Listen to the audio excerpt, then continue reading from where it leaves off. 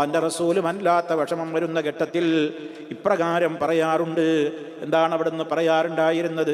ലാ ഇലാഹ ഇല്ലല്ലാഹുൽ അലീമുൽ ഹലീം. നമ്മളെല്ലാവരും പഠിച്ചു വെക്കണം. ഈ ദിക്റിൽ അല്ലെങ്കിൽ ദുആയിൽ 3 തവണ ലാ ഇലാഹ ഇല്ലല്ലാഹ് ആവർത്തിക്കുന്നുണ്ട്. ലാ ഇലാഹ ഇല്ലല്ലാഹ്, അല്ലാഹു ഒഴികെ ഒരാരാധ്യനുമില്ല. അത് 3 വട്ടം ആവർത്തിപ്പിച്ച് പറയിപ്പിക്കുന്നുണ്ട് നമ്മളെ കൊണ്ട്. 3 വാചകങ്ങളിലൂടെയായിട്ട്. 3 വ്യത്യസ്തമായ വാചകങ്ങളാണ്. തുടക്കത്തിൽ ലാ ഇലാഹ ഇല്ലല്ലാഹു ഉണ്ട് എന്ന് മാത്രം. ആദ്യത്തെ വാചകം എന്താ? ലാ ഇലാഹ ഇല്ലല്ലാഹ്, അല്ലാഹു ഒഴികെ ഒരാരാധ്യനുമില്ല. അവൻ ആരാണ്? അൽ അലീം, ഏറ്റവും മഹാനാണ്. അൽ ഹലീം, വളരെയേറെ സഹനമുള്ളവനുമാണ്. ഇതാണ് അള്ളാഹിനെ കുറിച്ച് ആദ്യം പുകഴ്ത്തി പറയുന്നത്. അള്ളാഹിന്റെ 2 നാമങ്ങൾ എടുത്തിട്ട് അവനെ നമ്മൾ മഹത്വപ്പെടുത്തി പറയാം. എന്തുകൊണ്ടാണ് ഇങ്ങനെ വിഷമവും പ്രയാസമുള്ള ഘട്ടത്തിൽ നമ്മൾ ഇങ്ങനെ അള്ളാഹുവിനെ ലാ ഇലാഹ ഇല്ലല്ലാഹ് എന്ന് പറയുന്നത്? പല കാരണങ്ങൾ അതിനുണ്ട്. മനുഷ്യന് വിഷമവും ബുദ്ധിമുട്ടും ബാധിക്കുമ്പോഴാണ് അവൻ റബ്ബല്ലാത്തവരെ വിളിച്ച് അധികവും പ്രാർത്ഥിക്കുക. റബ്ബല്ലാത്തവരിലേക്ക് തിരിയുന്നൊരു ഘട്ടമാണ് മനുഷ്യന്റെ മനസ്സിനെ വല്ലാതെ ആധിയും വ്യാധിയും ഒക്കെ ആയിട്ട് അവൻ വിഷമിക്കുമ്പോൾ. മനസ്സ് വല്ലാതെ ടെൻഷനിലാകുമ്പോഴാണ് മനുഷ്യൻ തെറ്റുകളിലേക്ക് പോവുക. ആത്മഹത്യയോളം എത്തുന്ന രൂപത്തിൽ മനുഷ്യൻ അധപ്പതിച്ചു പോകും. എപ്പോഴാണ്? ഈ കെർബ് കൂടുമ്പോഴാണ്. മനക്ലേശം അതിൻ്റെ കാഠിന്യത്തിൽ എത്തുമ്പോൾ ഇനി ഞാൻ എന്തിനു ജീവിച്ചിരിക്കണം എന്ന് മനുഷ്യൻ ചിന്തിക്കുകയാണ്. മരിച്ചിട്ട് പ്രയോജനമുണ്ട് എന്നാണ് അവൻ ധരിക്കുന്നത്. പക്ഷെ ഒരു കാര്യമില്ലല്ലോ, എരിതീയിൽ നിന്ന് വറവ് ചട്ടിയിലേക്ക് അവൻ ചാടുകയാണ്, അല്ലേ? അപ്പം അതുകൊണ്ട് തന്നെ കൂടുതൽ പരാജയമാണ് ആത്മഹത്യ ചെയ്യുന്നവർക്ക് ഉണ്ടാകുന്നത്. പക്ഷെ അത് മനസ്സിലാക്കാനുള്ള ഒരു മാനസികമായ നിലവാരം അവനിൽ നിന്ന് നഷ്ടപ്പെടുത്തുന്ന വിധത്തിൽ ചെകുത്താൻ അവൻ്റെ ഹൃദയത്തെ സ്വാധീനിക്കും. അപ്പം ഇങ്ങനെയൊക്കെയുള്ള പ്രയാസങ്ങൾ മനുഷ്യന് വരുമ്പോൾ അവൻ റബ്ബിനെ മറക്കും, റബ്ബിൽ നിന്ന് പിടുത്തം വിടും. ഒന്നുകിൽ ആത്മഹത്യ ചെയ്യും, അല്ലെങ്കിൽ അള്ളാഹ് തീരെ സഹിക്കാത്ത അവൻ ശിർക്ക് ആയി പറഞ്ഞ അതികഠിനമായ പാപമായ ശിർക്കിലേക്ക് പോകും. അങ്ങനെ അള്ളാഹു അല്ലാത്തവരിൽ അഭയം തേടും, അവരെ വിളിച്ച് പ്രാർത്ഥിക്കും, അവർക്ക് നേർച്ച കൊടുക്കും, അവർക്ക് വഴിപാടുകൾ സമർപ്പിക്കും, അവർക്ക് വേണ്ടി ബലിയർപ്പണം നടത്തും, അവരെ കാണാനും സിയാറത്ത് എന്ന പേരിൽ അവർ യാത്ര പോകും. അങ്ങനെ അവരുടെ മുമ്പിൽ പോയി വണങ്ങും, നമിക്കും, അവരോട് പ്രാർത്ഥിക്കും, സഹായം തേടും, സങ്കടം പറയും, വിവിധ കാര്യങ്ങൾ ചെയ്യും. അത് തൻ്റെതായ മതത്തിൽപ്പെട്ട ആളുകളെന്ന് പറയപ്പെടുന്നവരുടെ ദർഗകളും ജാറങ്ങളും മക്കാമുകളും പൊടികുത്തിയ കല്ലുകുത്തിയ ഇടങ്ങളിലൊക്കെ പോയി തീർന്നാൽ അവൻ്റെ മനസ്സിൻ്റെ വേദന ശമിച്ചില്ലെങ്കിൽ അവൻ വീണ്ടും എന്തു ചെയ്യും? അവൻ അന്യമതസ്ഥരുടെ ക്ഷേത്രങ്ങളിലേക്കും കനീസകളിലേക്കും ചർച്ചുകളിലേക്കും പള്ളികളിലേക്കും ഒക്കെ അവൻ പോകും. അത്ര കടുത്ത പരീക്ഷണങ്ങളിൽ എത്തുമ്പോൾ മനുഷ്യൻ്റെ അവസ്ഥ അതാണ്. അതുകൊണ്ട് ഇവിടെ എന്താണ്? വളരെ വലിയ പ്രയാസങ്ങൾ മനുഷ്യ മനസ്സിന് വേട്ടയാടുമ്പോൾ അള്ളാഹിന്റെ റസൂല് പഠിപ്പിച്ച ദിക്ർ ദുആയിൽ എന്താ ഉള്ളത്? ലാ ഇലാഹ ഇല്ലല്ലാഹ് എന്ന ദിക്ർ. വാസ്തവത്തിൽ ഇതിലൊന്നും നമ്മൾ ചോദിക്കുന്നില്ല, അള്ളാഹിനെ ഓർമ്മിപ്പിക്കുന്ന ദിക്റാണ് വാസ്തവത്തിൽ. ദുആഉൽ ഖർബ് എന്നാണ് ഇതിന് പറയുന്നത്. ഫലത്തിൽ ഇവിടെ നേർക്ക് നേരെ അള്ളാഹിനോട് നമ്മളൊന്നും ചോദിക്കുന്നില്ല. ദുആ 2 വിധത്തിലുണ്ട്. ഒന്ന് നേർക്ക് നേരെ നമ്മുടെ കാര്യം എനിക്ക് സാധിപ്പിച്ച് തരണേ എന്ന് പറയുന്ന രീതിയുണ്ട്. അതല്ലാത്ത ഒരു രീതിയുണ്ട് ദുആയിൽ. ഇങ്ങനെ ദിക്റുകളിലൂടെ ആ ദിക്റുകളിൽ തന്നെ ഒരു ദുആ ഉള്ളടങ്ങിയിട്ടുണ്ട്. അള്ളാഹ് മഹാനായ അള്ളാഹു, അലീമായ അള്ളാഹു, ഹലീമായ അള്ളാഹു, അവനല്ലാതെ ഒരു ആരാധ്യനില്ല എന്ന് പറയുന്നതോടുകൂടി ഞാൻ എന്താ പറയുന്നത്? അങ്ങനത്തെ റബ്ബേ, എൻ്റെ വിഷമം നീ അറിയുന്നവനാണ്, നീ എനിക്ക് എൻ്റെ വിഷമത്തിൽ നിന്ന് രക്ഷ തരണം. ഇതൊക്കെ ഇമാം നവവി റഹ്മത്തുള്ളാഹി അലൈഹി ഹദീസ് വിശദീകരിച്ചിടത്ത് ശറഹ് മുസ്ലിമിൽ രേഖപ്പെടുത്തുന്നുണ്ട്. ചിലപ്പോൾ നമുക്ക് തോന്നും ഇത് ദുആഉൽ ഖർബ് എന്നാണല്ലോ ഇതിനെക്കുറിച്ച് പണ്ഡിതന്മാർ പറയുന്നത്, എന്നാൽ ഇതിൽ പ്രത്യക്ഷത്തിൽ ദുആ ഒന്നും കാണുന്നില്ലല്ലോ, അതിനുള്ള മറുപടി ഇപ്രകാരമാണ് എന്ന് പറഞ്ഞുകൊണ്ട് മഹാനവറുകൾ ശറഹ് മുസ്ലിമിൽ വ്യാഖ്യാനമായി നൽകിയ വ്യാഖ്യാനമാണ് ഞാൻ നിങ്ങളെ കേൾപ്പിച്ചത്. അപ്പോൾ നമ്മൾ മനസ്സിലാക്കണം, ഇവിടെ അലീമായ ഹലീമായ അള്ളാഹുവിനെ പോലെ മഹാൻ ആരാളുള്ളത്? എൻ്റെ വിഷമം ആ അലീമായ റബ്ബിന് നിഷ്പ്രയാസം പരിഹരിക്കാൻ പറ്റും. ഇനി ഹലീമാണ് അള്ളാഹു എന്നതിനെ കുറിച്ച് നമ്മൾ പറയുന്നത്. എന്താ ഹലീം എന്ന് പറഞ്ഞാൽ? വളരെ സഹനമുള്ളവനാണ്. റഹ്മാനായ റബ്ബ് പെട്ടെന്നൊന്നും എൻ്റെതായ തെറ്റുകൾക്ക് എന്നെ പിടിച്ച് ശിക്ഷിക്കുന്നവനല്ല, അവൻ കാരുണ്യവാനാണ്. അവൻ പെട്ടെന്ന് ആരെങ്കിലും ഒരു തെറ്റ് ചെയ്യുമ്പോഴേക്ക് അവരെ മുച്ചൂടും നശിപ്പിച്ച് തകർത്ത് പ്രയാസപ്പെടുത്താനിരിക്കുന്ന കാരുണ്യമില്ലാത്തവനല്ല, അവൻ കാരുണ്യമുള്ളവനാണ്, സഹനമുള്ളവനാണ്, സഹിക്കുന്നവനാണ്. ഖുർആൻ തന്നെ പറഞ്ഞിട്ടുണ്ട്. സൂറത്തുൽ ഫാത്തിറിന്റെ അവസാന ഭാഗത്ത് കാണാം, വലൗ യുആഖിദുല്ലാഹു الناس ബിമാ കസബൂ മാ തറക അലാ ളഹ്രിഹാ മിൻ ദാബത്തിൻ വലാകിൻ യുഅഖിറുഹാ ഇലാ അജലിൻ മുസമ്മാ. സൂറത്ത് ഫാത്തിറിലെ 45-ാമത്തെ ആയത്ത് നമ്മൾ മനസ്സിലാക്കണം. അള്ളാഹ് അവിടെ പറയുന്നത് എന്താണെന്നറിയോ? വലൗ യുആഖിദുല്ലാഹു, അള്ളാഹു എങ്ങാനും പിടിച്ച് ശിക്ഷിക്കുമായിരുന്നുവെങ്കിൽ ആരെ? അന്നാസ, ജനങ്ങളെ. എന്തിന്? ബിമാ കസബൂ, അവർ ചെയ്യുന്ന ചെയ്തികൾ കാരണത്താൽ ഉടനെ റബ്ബ് അതിനൊക്കെ ശിക്ഷ കൊടുക്കാൻ അവൻ അങ്ങനെയായിരുന്നു റബ്ബ് തീരുമാനിച്ചിരുന്നതെങ്കിൽ മാ തറക അലാ ളഹ്രിഹാ, ഭൂമി പുറത്ത് ബാക്കിയാവുകയില്ലായിരുന്നു മിൻ ദാബത്തിൻ, ഒരു ജന്തു പോലും. അള്ളാഹ് തകർത്തിട്ടുണ്ടാവും.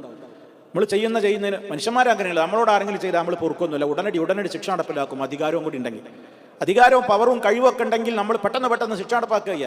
ഇവിടെ അള്ളാഹിനെ കുറിച്ച് ആദ്യം തന്നെ നമ്മൾ വിശേഷിപ്പിച്ചതെന്താ? അവൻ അലീമാണ്, അവൻ മഹാനാണ്, എന്തും അവന് ചെയ്യാനുള്ള അധികാരമുണ്ട്, അത്ര വലിയ പവറുള്ള മഹാനാണ്. എന്നിട്ടും അവൻ ആരാണ്? ഹലീമാണ്. അവിടെ പവർ. കഴിവില്ലാഞ്ഞിട്ട് ക്ഷമിക്കല്ല. അള്ളാഹ് എല്ലാത്തിനും കഴിവുള്ളതാണ്. ഉടനടി ശിക്ഷ നടപ്പിലാക്കാനും എന്ത് ചെയ്യാനും കഴിവുള്ള അള്ളയാണ്, അലീമായ അള്ളയാണ്. എന്നിട്ടും അള്ളാഹ് ഹലീമാണ്. എൻ്റെ ജീവിതത്തിൽ വരുന്ന പോരായ്മകൾ, എൻ്റെ പാപങ്ങൾ, എൻ്റെ ക്ഷമകേടുകൾ, എൻ്റെ അവിവേകങ്ങൾ ഏതെങ്കിലും കൊണ്ടൊക്കെ ആവാം ഞാൻ ഈ കെർബുകൾ അനുഭവിക്കുന്നത്. റബ്ബേ, നീ ഹലീമാണല്ലോ, നീ അലീമാണല്ലോ. ഞാൻ അകപ്പെട്ട കെർബിൽ നിന്ന്, വിഷമത്തിൽ നിന്ന് നീ എനിക്ക് രക്ഷ തരണേ. ഇതാണ് ലാ ഇലാഹ ഇല്ലല്ലാഹുൽ അലീമുൽ ഹലീം. പടച്ച റബ്ബ് പെട്ടെന്ന് മനുഷ്യൻ ചെയ്യുന്ന ഓരോന്നിനും ശിക്ഷിക്കുന്നില്ല. പലതും അല്ലാഹു മാപ്പ് ചെയ്യുകയാണ്. അങ്ങനെയുള്ള അള്ളാഹുവിന് തന്നിൽ വന്ന വീഴ്ചകളും പോരായ്മകളുമൊക്കെ കണ്ടില്ലെന്ന് നടിച്ച് അതൊക്കെ പുറത്തു തന്ന് അതൊക്കെ മാപ്പ് ചെയ്ത് വിട്ടുവീഴ്ച ചെയ്തിട്ട് അതൊക്കെ കാരണത്താലാണ് എനിക്ക് ഈ വിഷമങ്ങൾ ബാധിച്ചതെങ്കിൽ എൻ്റെ വിഷമത്തിൽ നിന്ന് എനിക്ക് തുറസ് നൽകുവാൻ എൻ്റെ റബ്ബിന് കഴിയുമല്ലോ. എന്താ കാരണം എന്നറിയോ? എന്താ കാരണം? റബ്ബിനല്ലാതെ ഒരു ബുദ്ധിമുട്ടും നീക്കം ചെയ്യാൻ പറ്റൂല. ലാ ഇലാഹ ഇല്ലല്ലാഹുൽ അലീമുൽ ഹലീം. അടുത്ത വാചകം നോക്കൂ, ലാ ഇലാഹ ഇല്ലല്ലാഹ് റബ്ബുൽ അർശിൽ അലീം. രണ്ടാമത്തെ വാചകത്തിന്റെ തുടക്കം ലാ ഇലാഹ ഇല്ലല്ലാഹ്. പിന്നെ പറയുന്നത് എന്താണ്? റബ്ബു, അവൻ ആരാണ്? റബ്ബുൽ അർശിൽ അലീം, മഹത്തായ സിംഹാസനത്തിന്റെ ഉടമയാണ്, റബ്ബാണ്. അർശിന്റെ റബ്ബായ അല്ലാഹു, അൽ അലീം, മഹത്തായ അർശിന്റെ റബ്ബ്. രണ്ട് നിലക്ക് അവിടെ വ്യാഖ്യാനമുണ്ട്. അർശിൽ അലീം, മഹത്തായ അർശ് എന്ന് വ്യാഖ്യാനം പറഞ്ഞാലും കുഴപ്പമില്ല. ഇനി റബ്ബിലേക്ക് അതിനെ മടക്കിയിട്ട് റബ്ബുൽ അലീമാണ്, അർശിന്റെ റബ്ബാണവൻ, അലീമുമാണ് എന്ന നിലക്കും പറയാം. ഈ ലോകത്തെ ഏറ്റവും വലിയ സൃഷ്ടിയാണ് അർശ്.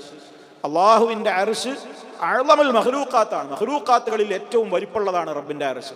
ആ അർശ് സൃഷ്ടിച്ചവനായ റബ്ബാണ്. ആ റബ്ബിനോടാണ് എനിക്ക് ചോദിക്കാനുള്ളത്. അവൻ മഹാനാണ്, അല്ലെങ്കിൽ മഹത്തായ സിംഹാസനത്തിന്റെ ഉടമയാണ്. മൂന്നാമത്തെ നോക്കൂ, ലാ ഇലാഹ ഇല്ലല്ലാഹ്. പിന്നെ ആവർത്തിപ്പിച്ചു. പിന്നെ അതിനോട് ചേർത്ത് പറഞ്ഞതെന്താ? അവൻ ആരാണ്? റബ്ബുസ് സമാവാതി, ആകാശങ്ങളുടെ മുഴുവനും റബ്ബാണ്. റബ്ബുൽ അർളി, ഭൂമിയുടെയും റബ്ബാണ്. റബ്ബുൽ അർശിൽ കരീം, ഏറ്റവും മഹാനായ റബ്ബുൽ അർശി, അർശിന്റെ റബ്ബാണ്. അൽ കരീം, കരീമായ റബ്ബാണ്, അല്ലെങ്കിൽ കരീമായ അർശിന്റെ ഉടമയാണ്, ഏറ്റവും മാന്യമായ അർശിന്റെ റബ്ബാണ് എന്നുമാവാം. എന്തായാലും ഇവിടെ റബ്ബ് എന്നിങ്ങനെ ആവർത്തിക്കാം. എന്താ റബ്ബ് എന്ന് പറയാൻ കാരണം? റബ്ബാണ് എൻ്റെ കാര്യം നിയന്ത്രിക്കുന്നത്, റബ്ബാണ് എന്നിൽ എന്തും വിധിക്കുന്നത്. എൻ്റെ റബ്ബിനെ അതിന് പറ്റൂ. എൻ്റെ റബ്ബ് വിചാരിച്ച ഒരു കാര്യം ഒരാളെ കൊണ്ട് തടുക്കാൻ പറ്റൂല.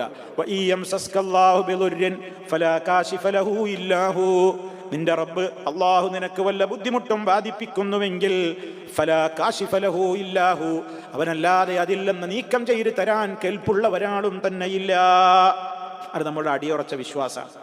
അപ്പൊ നമുക്കുണ്ടാകുന്ന ഈ കെർബുകൾ, വിഷമങ്ങളുണ്ടല്ലോ, പല നിലക്കുള്ള കാരണങ്ങളാൽ നമുക്ക് അതികഠിനമായ മനക്ലേശം ഉണ്ടാകും. ഒന്നുകിൽ നമുക്ക് തന്നെ ബാധിക്കുന്ന രോഗങ്ങൾ കാരണത്താൽ നമ്മൾ വല്ലാതെ ക്ലേശിക്കും, ടെൻഷനാകും, അതീവ ടെൻഷനിലാകുന്ന ഘട്ടങ്ങളാണ്. ഒന്ന് സ്വയം തന്നെ രോഗിയായി. അതല്ലെങ്കിൽ ബന്ധപ്പെട്ട താൻ ഇഷ്ടപ്പെടുന്ന മക്കള്, മാതാപിതാക്കള്, ഭാര്യ, ഭർത്താവ്, സഹോദരൻ, സഹോദരി, അങ്ങനെ പോലത്തെ ഏതെങ്കിലും, അതുപോലെയുള്ള ഏതെങ്കിലും ബന്ധപ്പെട്ട ആളുകളുടെ അസുഖം കാരണം നമുക്ക് വല്ലാത്ത ടെൻഷൻ ഉണ്ടാകാം. ഏത് ടെൻഷനാവട്ടെ, ഇനി അതല്ലാത്ത കാരണങ്ങളാൽ ഉണ്ടാകാം, സാമ്പത്തിക നഷ്ടം കൊണ്ടുണ്ടാകാം, പലവിധത്തിൽ കെർബുകൾ ഉണ്ടാകും. ഏത് കെർബുകളാണെങ്കിലും അതൊക്കെ നീക്കുവാൻ അള്ളാഹുവിനല്ലാതെ കഴിയൂല എന്ന നമ്മുടെ കഴിവുകേടും അള്ളാഹുവിൻ്റെ കഴിവുമാണ് ഈ ദുആയിൽ നമുക്ക് കാണുന്നത്, അല്ലെങ്കിൽ ഈ ദിക്റിൽ നമുക്ക് കാണാൻ സാധിക്കുന്നത്. അപ്പോൾ ലാ ഇലാഹ ഇല്ലല്ലാഹുൽ അലീമുൽ ഹലീം, ലാ ഇലാഹ ഇല്ലല്ലാഹു റബ്ബുൽ അർശിൽ അലീം, ലാ ഇലാഹ ഇല്ലല്ലാഹു റബ്ബുസ് സമാവാതി വറബ്ബുൽ അർളി വറബ്ബുൽ അർശിൽ കരീം. ഇത് മഹാനായ നബി സല്ലല്ലാഹു അലൈഹി വസല്ലമ കെർബ് പിടിപെടുന്ന വേളയിൽ പറയുന്ന പ്രാർത്ഥനയാണ്, ദിക്റാണ്. നമ്മളെല്ലാവരും പഠിച്ചത് വർദ്ധിപ്പിക്കണം. എല്ലാം അതിലടങ്ങിയിട്ടുണ്ട്. ഞാൻ പറഞ്ഞില്ലേ, ദിക്റാണെങ്കിലും അതിൻ്റെ ഒക്കെ ഉള്ളിലൊരു ദുആയുണ്ട്. ഇങ്ങനെയൊക്കെ കഴിവുള്ള മഹാനായ റബ്ബേ, എൻ്റെ പ്രയാസത്തിൽ നിന്ന്, വിഷമത്തിൽ നിന്ന് നീ എനിക്ക് മോചനം തരണം.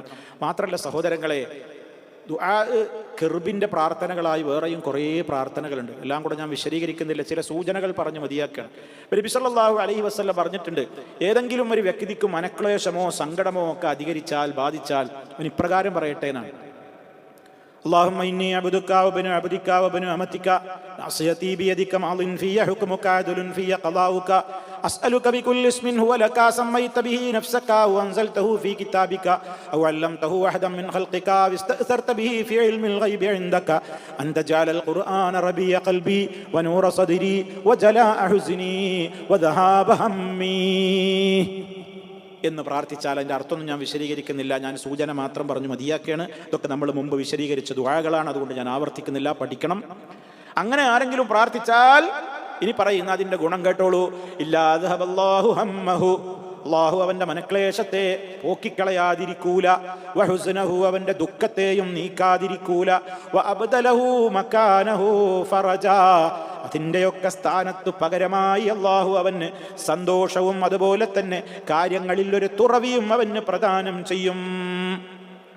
അപ്പോൾ ചോദിക്കപ്പെട്ടു, അള്ളാന്റെ റസൂലിനോടൊരു സഹാബി ഇത് കേട്ടപ്പോൾ അദ്ദേഹത്തിന് ആവേശമായി. ഇല്ലാത്തൊരർത്ഥവത്തായ ദുആയാണല്ലോ, ഇത്രത്തോളം ഇതിന് ഫലമുണ്ടല്ലോ എന്നൊക്കെ വന്നപ്പോൾ ആ സഹാബി നബി തങ്ങളോട് ചോദിക്കുകയാണ്, അള്ളാഹുവിൻ്റെ റസൂലേ അലാ നതഅല്ലമുഹാ, നിങ്ങളിത് പഠിക്കട്ടെയോ, ഇത് പഠിക്കേണ്ടതുണ്ടോ, ഇത് ഞങ്ങൾ പഠിക്കേണ്ടതുണ്ടോ? കുറച്ച് നീണ്ട ദുആയാണല്ലോ നബി. അപ്പൊ നബി തങ്ങൾ പറയാണ്, ബലാ, അതെ, എന്താ സംശയം, യൻബഗീ ലിമൻ സമിഅഹാ അൻ യതഅല്ലമഹാ, ഇത് കേട്ടവർക്ക് മുഴുവനും അത് പഠിക്കൽ നിർബന്ധമാണ്, വളരെ അനിവാര്യമായ സംഗതിയാണ്. ഇപ്പം എല്ലാവരും ഇത് പഠിക്കുക. ഞാൻ പറഞ്ഞല്ലോ, പ്രാർത്ഥന ഞാൻ പറഞ്ഞല്ലോ, അത് ആവർത്തിച്ച് അങ്ങനെ കേട്ട് ചൊല്ലിക്കോളൂ. അർത്ഥമുള്ള ആശയമുള്ള വളരെ പ്രാധാന്യം അർഹിക്കുന്ന പ്രാർത്ഥനയാണ്. അതിൽ പറയുന്നത് എന്താ, ചുരുക്കി ഞാൻ പറയാം, വിശദീകരണത്തിന് നിന്നാൽ നേരം ഒരുപാട് അതിന് വേണ്ടി വരും. അള്ളാഹുവേ ഇന്നി അബ്ദുക, ഞാൻ നിൻ്റെ അടിമയാണ്. ഒബിനു അബ്ദിക, നിൻ്റെ അടിമയുടെ പുത്രനാണ്. ഒബിനു അമത്തിക, നിൻ്റെ അടിമ സ്ത്രീയുടെ മോനാണ്. എൻ്റെ നാസിയതീ ബിയദിക, എൻ്റെ മൂർധാവ് അഥവാ എൻ്റെ നിയന്ത്രണം നിൻ്റെ കയ്യിലാണ്. മാളിൻ ഫിയ ഹുക്കുമുക, എന്നിൽ നടക്കുന്ന കഴിഞ്ഞു പോകുന്ന എല്ലാം നിൻ്റെ വിധിയാണ്. അദുലുൻ ഫിയ ഖളാഉക, നീ വിധിച്ചതൊക്കെ എൻ്റെ കാര്യത്തിൽ നീതിയാണ്, നീ എന്നോട് അനീതി ചെയ്തു എന്ന് എനിക്ക് ഒരു ചിന്തയില്ല. അതുകൊണ്ട് അസ്അലുക, ഞാൻ നിന്നോട് ചോദിക്കുകയാണ്, ബികുല്ലി ഇസ്മിൻ ഹുവ ലക, നിനക്ക് എന്തൊക്കെ പേരുകളുണ്ടോ ആ പേരുകൾ മുഴുവനും കൊണ്ട്, നീ നിൻ്റെ കിതാബിൽ ഏതൊക്കെ പേരുകൾ ഇറക്കിയിട്ടുണ്ടോ, നീ ആർക്കൊക്കെ ഏതൊക്കെ പേര് നീ പഠിപ്പിച്ചു കൊടുത്തിട്ടുണ്ടോ, നീ പഠിപ്പിച്ചു കൊടുക്കാതെ നിൻ്റെ അടുക്കൽ നീ സൂക്ഷിച്ചു വെച്ച ഏതൊക്കെ നാമങ്ങളുണ്ടോ, അതൊക്കെ എനിക്കറിയണതും അറിയാത്തതുമായ എല്ലാ നാമങ്ങളെയും മുൻനിർത്തിക്കൊണ്ട് ഞാൻ നിന്നോട് ചോദിക്കണത്, ഖുർആനിനെ എൻ്റെ ഹൃദയത്തിൻ്റെ വസന്തമാക്കണം. അൻത ജഅലൽ ഖുർആന റബീഅ ഖൽബി വനൂറ സദ്രി, എൻ്റെ ഹൃദയത്തിന് വെളിച്ചമാക്കണം. വജലാഅ ഹുസ്നി, എൻ്റെ ദുഃഖത്തെ പോക്കിക്കളയുന്നതാക്കണം. വദഹാബ ഹമ്മി വഗമ്മി, എൻ്റേതായ വിഷമങ്ങളും പ്രയാസങ്ങളും ബുദ്ധിമുട്ടുകളുമൊക്കെ പോകുന്ന നിലക്കാക്കണം, അത് പോകാനുള്ള കാരണമാക്കണം. അങ്ങനെയാണ് ചോദിച്ചാൽ ഇത് കിട്ടും എന്നാണ്. വ്യത്യസ്തമായ റിപ്പോർട്ടുകളിൽ ചില്ലറ വ്യത്യാസങ്ങൾ ഉണ്ടാകുന്നേ ഉള്ളൂ. ഇങ്ങനെ തന്നെയാണ് ഈ ദുആ. അപ്പോൾ ഇത് വളരെ പ്രധാനപ്പെട്ടതാണ്. ഞാൻ സൂചന പറഞ്ഞു എന്ന് മാത്രം. ഇനിയും കേട്ടോളൂ, ദഅവാത്തുൽ മക്റൂബി, അല്ലാതെ കർബ് ബാധിച്ചിട്ടുള്ളവരുടെ ദുആകളിൽപ്പെട്ടതാണ്. റസൂലുള്ളാഹി പഠിപ്പിച്ചു കൊടുക്കുകയാണ്, അല്ലാഹുമ്മ റഹ്മതക അർജു ഫലാ തകിൽനി ഇലാ നഫ്സി തറഫത ഐനിൻ വാസിലിഹി ലി ശഅനി കുല്ലഹു ലാ ഇലാഹ ഇല്ലാ അൻത. ഒറ്റ തവണയേ പറയുന്നുള്ളൂ, സമയമില്ല, നിങ്ങളിതൊക്കെ പഠിച്ചെടുക്കണം. മുമ്പ് ഞാൻ പറഞ്ഞിട്ടുണ്ട്, അർത്ഥം ഓടിച്ചു പറയാം. അള്ളാഹുവേ, നിന്റെ റഹ്മത്തിനെയാണ് ഞാൻ പ്രതീക്ഷിക്കുന്നത്, അതുകൊണ്ട് നീ എന്നെ എന്നിലേക്ക് തന്നെ ഏൽപ്പിച്ചു കളയരുതേ. ഒരു കണ്ണിമ വെട്ടുന്ന നേരത്തേക്ക് പോലും എൻ്റെ കാര്യം എന്നെ ഏൽപ്പിക്കരുതേ. വാസ്ലിഹിലേ ശഅനി കുല്ലഹു, എൻ്റെ എല്ലാ കാര്യങ്ങളും നീ എനിക്ക് നന്നാക്കി തരണേ. കാരണം ലാ ഇലാഹ ഇല്ലാ അൻത, നീ അല്ലാതെ ഒരു ഇലാഹുമില്ല. ഇനി കേട്ടോ നബി തങ്ങൾ പറഞ്ഞ മറ്റൊരു പ്രാർത്ഥന. അള്ളാന്റെ റസൂലിന് വല്ല വിഷമങ്ങളും ബുദ്ധിമുട്ടുകളും തോന്നിയാൽ അവിടുന്ന് പ്രകാരം പറയും, യാ ഹയ്യു യാ ഖയ്യൂം ബിറഹ്മതിക അസ്തഗീസ്. ഹയ്യും ഖയ്യൂമുമായ എന്നും ജീവിച്ചിരിക്കുന്നവനും എല്ലാറ്റിൻ്റെയും നിയന്താവുമായ അള്ളാഹുവേ, നിന്റെ കാരുണ്യം മുഖേന ഞാൻ നിന്നോടിതാ സഹായം തേടുന്നു. മറ്റൊരു ദുആ കേട്ടോളൂ. അള്ളാഹുവിന്റെ റസൂൽ ഒരിക്കലതാ അസ്മാ ബീവി റളിയല്ലാഹു തആല അൻഹയോടൊരിക്കൽ പറഞ്ഞു കൊടുക്കുകയാണ്, അസ്മാ ലാ ഉഅല്ലിമുകി, ഞാൻ നിനക്ക് കലിമാത്തിൻ ചില കലിമത്തുകൾ പഠിപ്പിച്ചു തരട്ടെയോ? തഖൂലീനഹുന്ന, നീ അത് പറയണേ. ഇൻദൽ കർബി ഔ ഫിൽ കർബി, വിഷമങ്ങൾ വല്ലാതെ കൊടുമ്പിരിക്കൊള്ളുമ്പോ നീ ഇങ്ങനെ പറഞ്ഞോ, അല്ലാഹു അല്ലാഹു റബ്ബി ലാ ഉശ്രികു ബിഹി ശൈആ. അല്ലാഹു റബ്ബി, അല്ലാഹു റബ്ബി, അവരാണെൻ്റെ റബ്ബ്. ലാ ഉശ്രികു ബിഹി ശൈആ, അവനിൽ ഞാൻ യാതൊന്നിനെയും പങ്കു ചേർക്കൂല. കേട്ടോ, ഒക്കെ തൗഹീദ് അരക്കിട്ടുറപ്പിക്കുന്ന പ്രാർത്ഥനകളാണ് ഈ കെർബിന്റെ സമയത്തുള്ള പ്രാർത്ഥനകളൊക്കെ. കാരണം കെർബിന്റെ സമയത്താണ് മനുഷ്യൻ മനസ്സ് തളർന്ന് ശിർക്കും ചെയ്യും, വേണമെങ്കിൽ ഒരാളെ കൊല്ലും ചെയ്യും, വേണമെങ്കിൽ സ്വയം കൊല്ലും ചെയ്യും, മറ്റുള്ളവർ വേണമെങ്കിൽ കൊല്ലും ചെയ്യും. കണ്ടിട്ടില്ലേ ആളുകൾ മക്കൾക്കൊക്കെ വിഷം കൊടുത്ത്, ഭാര്യയ്ക്ക് വിഷം കൊടുത്ത്, എല്ലാവരെയാണ് കൊന്നിട്ട് പിന്നെ മൂപ്പരുമാണ് മരിക്കും. ഇങ്ങനെയൊക്കെ ചെയ്യൂലേ? കൊല്ലിക്കും, അതുപോലെ തന്നെ എന്തും ചെയ്യും, എല്ലാ തോന്നിയാസവും ചെയ്യും. വിഷമങ്ങൾ കൊടുമ്പിരിക്കൊള്ളുമ്പോൾ അവിടെയൊക്കെ റബ്ബിനെ ഓർത്ത് മനസ്സിനെ പിടിച്ചു നിർത്ത്. അല്ലാഹ് എന്ന ചിന്തയോടുകൂടി മനസ്സിന് സമാധാനമാണ് കൊടുത്തിട്ട് ഉറപ്പിച്ചു നിർത്താനുള്ള ദിക്റും ദുആകളാണ് ഈ പറഞ്ഞത് മുഴുവനും. ഇതൊക്കെ സഹോദരങ്ങളെ നമ്മുടെ ജീവിതത്തിൽ പാലിക്കുക. അങ്ങനെ വിഷമങ്ങളും പ്രയാസങ്ങളും ഉണ്ടാകുമ്പോൾ അള്ളാഹിനോട് പറയണമെന്നാണ് ഈ ഹദീസുകൾ മുഴുവനും നമുക്ക് പഠിപ്പിച്ചു തരുന്നത്.